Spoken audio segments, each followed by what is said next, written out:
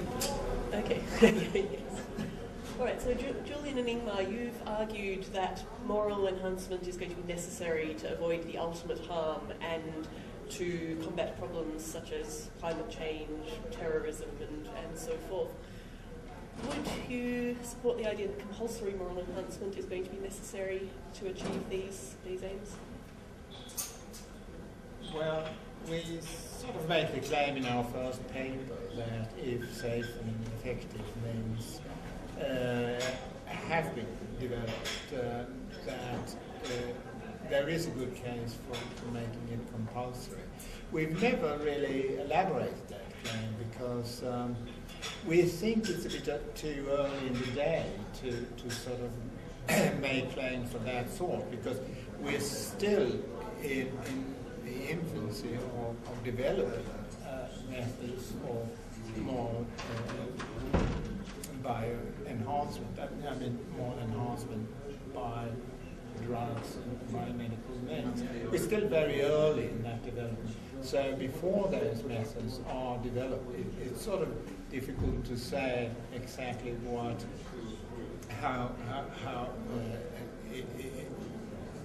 they should be distributed and so on, because it might be the case that there's some sort of incentives from the government and so on would suffice. On the other hand, it might be that there are enhancers, moral enhancers of kind which are sort of found naturally in drinking water, and so it's just the levels vary in different parts of the world. And in that case, it seems sort of fairly innocuous to just sort of step up the doses in some parts of the world. So it all depends on yeah.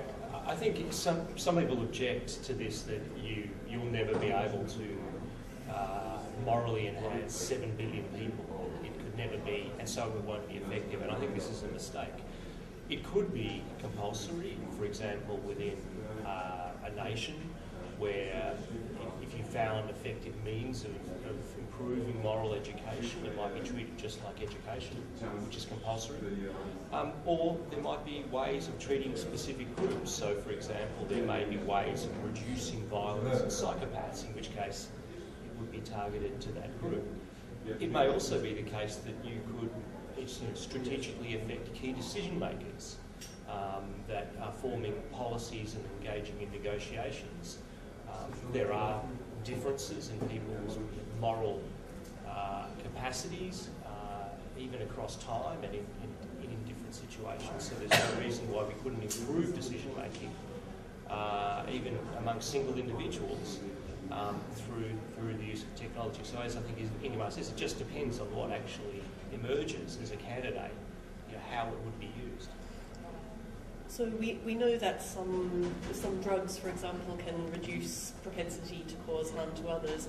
So even though we might not be avoiding ultimate harm if we dosed everybody today with, say, citalopram or another serotonin promoting drug, would you say that there's a case maybe for putting that in the water today to avoid the levels of violent crime? I mean, there's serious harms going on in society today. Is that something that we should do right now? Well, I don't think citalopram is a straightforward moral enhancer, and we have to remember it reduces libido, so it has serious side effects. So, I don't think that would be something that we should put in the water. I think it can have beneficial effects in certain bargaining games or bargaining situations, but I don't think that it would be a candidate for putting in the drinking water. People removed lead from the drinking water. This was a cognitive de-enhancer. If you could supplement the water with something like iodine, if iodine deplete areas, that would be a cognitive enhancer. So, at a very cheap one, 2 to 3 cents per person per year, would buy 1 billion IQ points around the world. Yes. So there are certainly some things which you could do to a population that would be justifiable. But I don't think that giving any of the sort of psychopharmaceuticals that we have available today are those sorts of things. So what you're saying is we don't at the moment have really sort of safe and effective moral enhancing drugs. Well, we do in very crude ways. So, for example, when you give paedophiles hormonal castration, this is a very crude way of changing their motivations and desires to make them less dangerous. So that is something that is offered. It's not imposed. It's made as an option. When children are put on Ritalin, that's partly for moral reasons. It improves impulse control, which not only inhibits their ability to learn, but their ability to behave morally. So it reduces violence towards other children. That's an example of a current moral enhancer. Oxytocin has been trialled as a part of couples therapy to allow dysfunctional couples to communicate better through the marital therapy process. That's a kind of moral enhancer. So there are specific... Sorry, go on.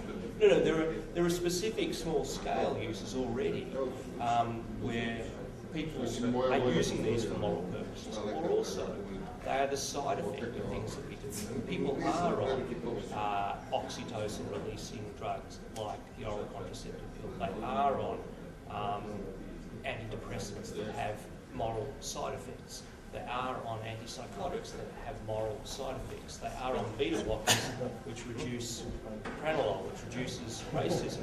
So we live in a world where, first of all, there are differences in our capacities, and secondly, we are already influenced by lots of extrinsic and factors, even including the drugs that we take for medical purposes that have moral effects.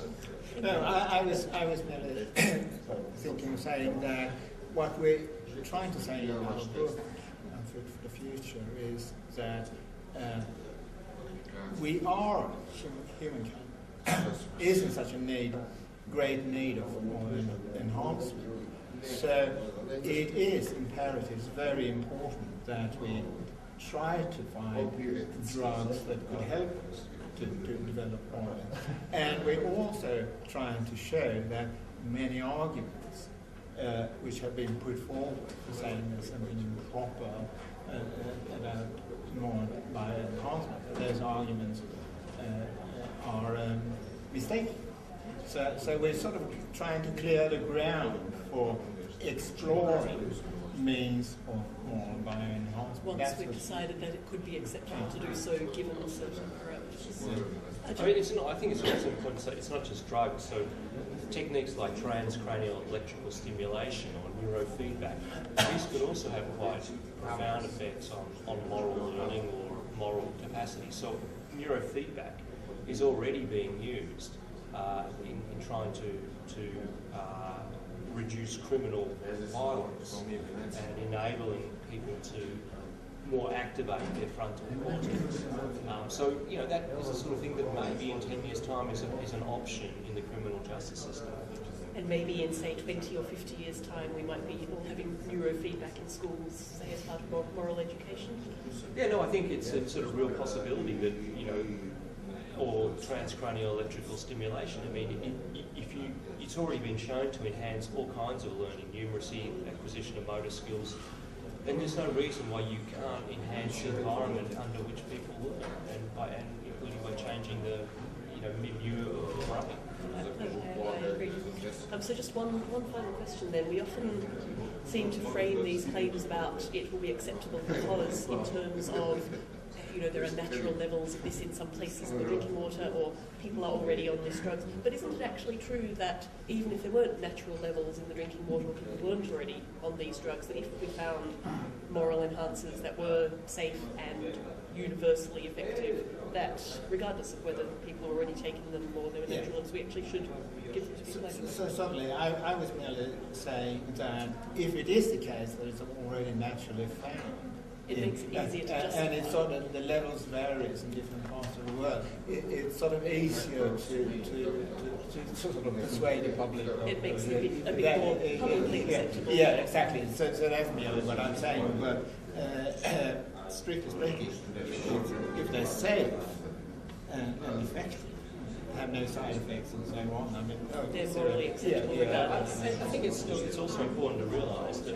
we already engage in widespread moral enhancement through the education system. I mean, tries to instill certain values, and it's compulsory. So moral enhancement is ancient. What we're simply extending this to saying, well, science may reveal biological methods by which that process can be enhanced, and we shouldn't resist them simply because they're different, they're not social, they're not political, they're acting directly on our biology or psychology.